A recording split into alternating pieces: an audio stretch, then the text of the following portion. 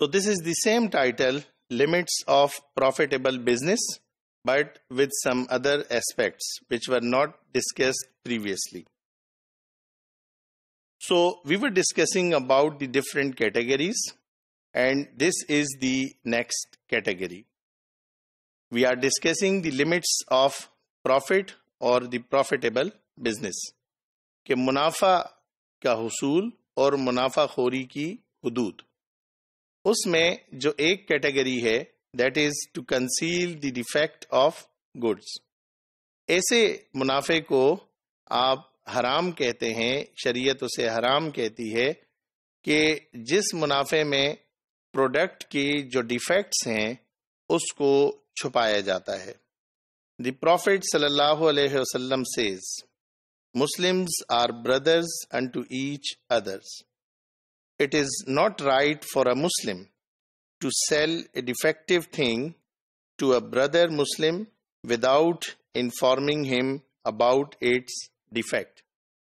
شرعی طریقہ یہ ہے کہ جب آپ کوئی چیز کسی کو بیچ رہے ہیں اور آپ اس کے مالک ہیں تو definitely you knows about the advantages of that thing.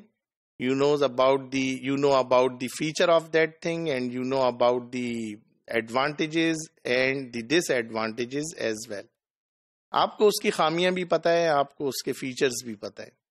تو ایسا ہونا چاہیے. اسلامی طریقہ یہ ہے کہ آپ جہاں پر اپنے اس پروڈکٹ کی اچھائیاں بتلا رہے ہیں تو وہاں پر اس میں موجود جو خامیاں ہیں وہ بھی اس کو بھی ہائی لائٹ کریں، اسے بھی بتلائیں. اور یہی اسلامی طریقہ ہے، کیونکہ آپ صلی اللہ علیہ وسلم نے یہی ارشاد فرمایا کہ ایک مسلمان بھائی جب اپنے دوسرے مسلمان بھائی کو کوئی چیز بیچے تو اس کے لیے ضروری ہے کہ اگر اس میں کوئی ڈیفیکٹ موجود ہو تو اس کو مینشن کرے.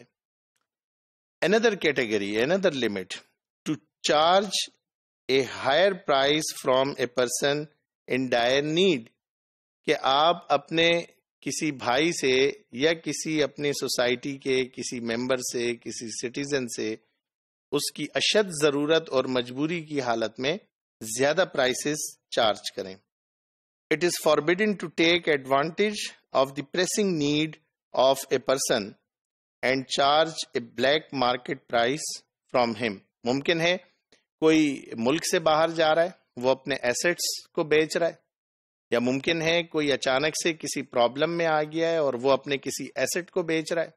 تو آپ کو اچھے طریقے سے پتا ہے کہ اس ایسٹ کی قیمت فار ایگزامپل وہ 20,000 ہے مارکیٹ ویلیو، اور آپ یہ کوشش کریں کہ اس وقت چونکہ یہ مجبوری کی حالت میں ہے تو میں اس سے 5,000 میں لے لوں یا میں اس سے 10,000 میں لے لوں. جس صورت میں اسے نقصان ہوگا تو یقیناً یہ منافع تو ہے، بظاہر اس میں کوئی قباحت نظر نہیں آ رہی ہے، مگر یہ اسلامی تعلیمات کی روشنی میں یہ منافع درست نہیں ہے اور یہ جائز نہیں ہے.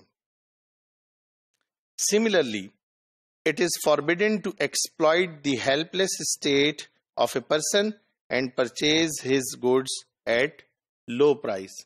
یعنی بائر لو پرائس پہ کسی کی مجبوری کو دیکھتے ہوئے خرید لے، یا سیلر ہائر پرائس پر کسی کی مجبوری کو دیکھتے ہوئے بیچ دے.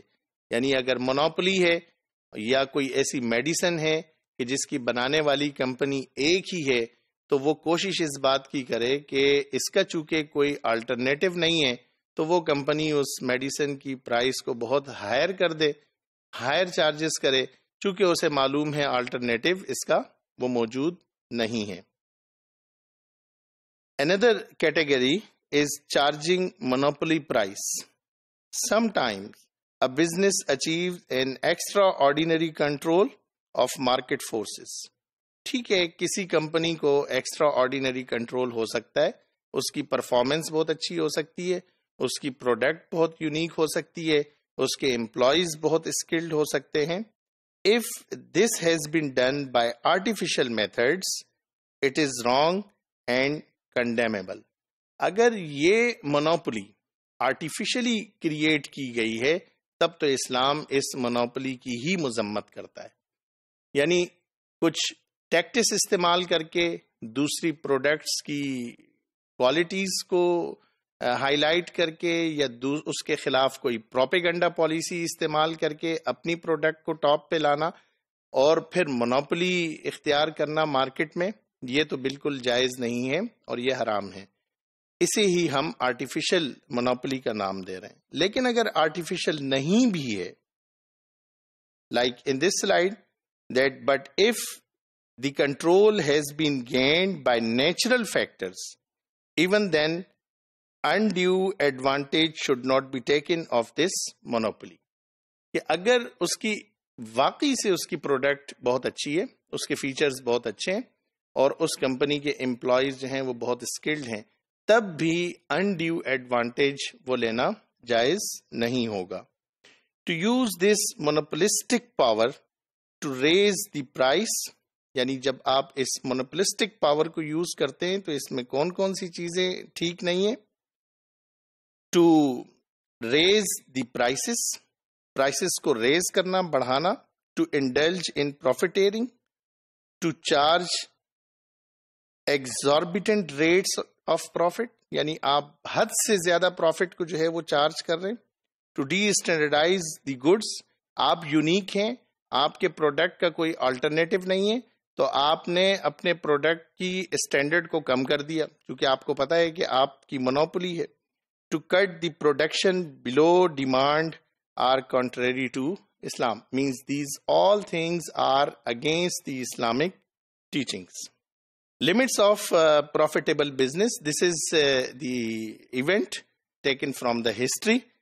کہ حضرت عمر رضی اللہ تعالیٰ عنہ کے دور میں ایک شخص نے a man started breeding horses in مدینہ. مدینہ میں اس نے گھوڑے رکھے اور اس کا فارم بنایا. حضرت عمر رضی اللہ تعالیٰ عنہ ordered him to close the business. The man appealed for the review of this decision, whereupon حضرت عمر رضی اللہ تعالیٰ عنہ directed him to import fodder for the horses from outside مدینہ. کہ اگر آپ مدینہ میں جو چارہ ہے، جو اس کی غذا ہے، اگر آپ وہ مدینہ سے لے کر، اسی شہر سے لے کر اپنے فارم ہاؤس میں موجود ان گھوڑوں کی اگر آپ بریڈنگ کریں گے تو یہاں کے جو لوکل شہری ہیں وہ لوگ اپنے جانوروں کے لیے چارہ کہاں سے لائیں گے، جبکہ وہ ان کی ضرورت ہے اور یہ آپ کا بزنس ہے. اس نے اپیل بھی کیا مگر حضرت عمر رضی اللہ تعالیٰ عنہ نے اس کو اجازت نہیں دی، یہاں تک کہ اس نے پھر ان کی بریڈنگ کے لیے جو بھی فوڈر تھا اس کو یمن سے امپورٹ کرنا شروع کیا. So the object is very simple. It was to lay down the principle that where a man gains profit at the cost of the society he should be forcibly stop to do so. کہ اگر ایک شخص کا منافع، ایک شخص کا فائدہ ہو اور اس کے فائدے کی صورت میں پوری سوسائٹی کا اجتماعی طور پر اگر لاس ہو رہا ہوگا تو اس شخص کو روکا جائے گا اس کام کے کرنے سے.